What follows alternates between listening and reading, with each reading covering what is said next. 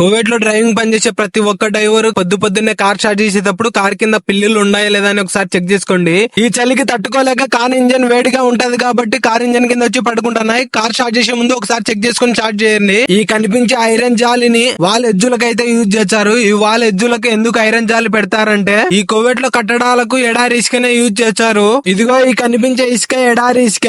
ఇసుక మన ఇండియాలో ఉన్నట్టు ఉండదు. ఈ ఇసుక మొత్తం దువ్వ రవ్వగా ఉంటది. ఈ ఎడారి ఇసుకతో ప్లాస్టింగ్ తెచ్చే మోట్లు సరితగా రావు. అందుకని వాళ్ళ ఎజ్జులకు ఈ ఐరన్ జాలి వాడతారు. ఇది వాడడం వల్ల ప్లాస్టింగ్ చేసినప్పుడు వాళ్ళ ఎజ్జులు నీట్ గా వస్తాయి. వారం నుంచి ఇంట్లో వర్క్ జరుగుతుంది. గ్రౌండ్ ఫ్లోర్ మొత్తం రీమోల్డింగ్ చేస్తున్నారు. ఇక్కడ చైనామామ ప్లాస్టింగ్ పరా వేసేస్తున్నాడు. రీమోల్డింగ్ మొత్తం చేసేది మొత్తం చైనామామనే. ఒప్పందం కూడా చైనామామనే.